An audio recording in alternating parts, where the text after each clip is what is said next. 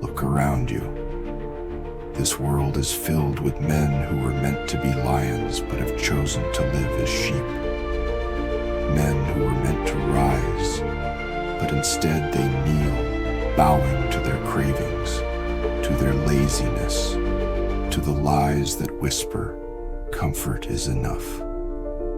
They live for nothing greater than the next distraction.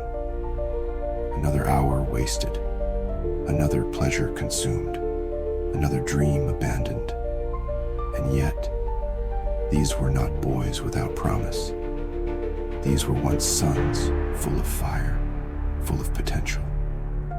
But somewhere along the way, they surrendered. Their discipline dissolved. Their spirit broke. Their faith was drowned out by the noise of the world. And now they shuffle through life, hollow, desperate to avoid the weight of their own weakness. But listen to me. This is not how a man was meant to live.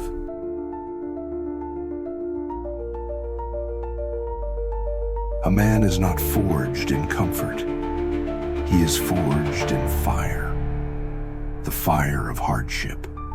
The fire of sacrifice. The fire of walking with God when the entire world mocks his name. Do you think David became a king by indulging his every desire? Do you think Paul carried the gospel across nations because he chased comfort? Do you think Christ carried the cross because it was easy? No.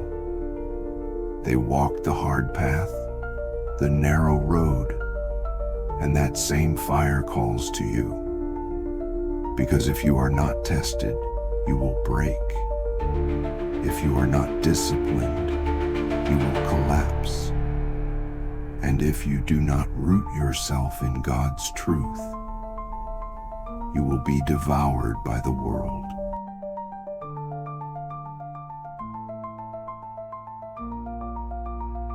Look at the weak man. His body is soft. His words are empty. His spirit is broken. He bows to every temptation, every distraction, every fleeting craving. He calls his slavery freedom. He laughs while his soul rots.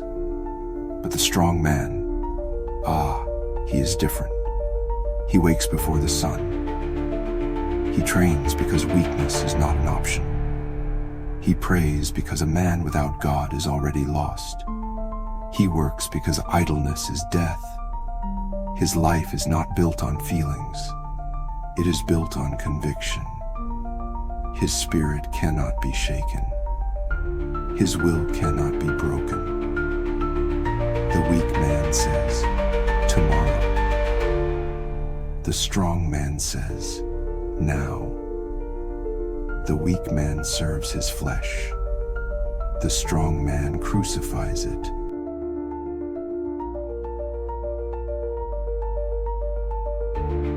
Understand this. Your discipline is not just about you. It is worship.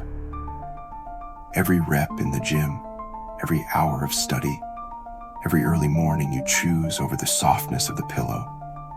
It is worship. Because you are saying, God, you gave me this body, this mind, this spirit, and I refuse to waste it. Weak men think faith is only about praying when it's easy. But faith without discipline is nothing. If you cannot rule yourself, how can you expect to rule anything? Make no mistake, the road of discipline will cost you everything.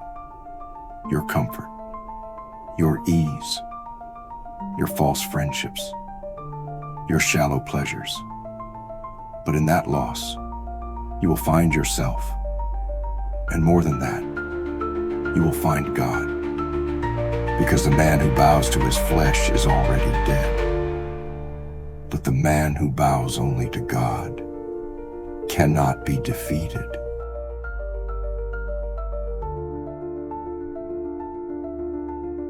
In 10 years, The weak man will be broken, his health ruined, his mind clouded, his spirit crushed under the weight of regret. He will look at his reflection and see nothing but decay. But the disciplined man, the man of God, he will be unshaken, his body hardened by struggle, his mind sharpened by wisdom, his spirit unyielding, anchored in eternal truth. And when people see him, they will feel it, a presence, an authority, a strength that cannot be faked, cannot be bought, cannot be stolen, because it was forged in fire.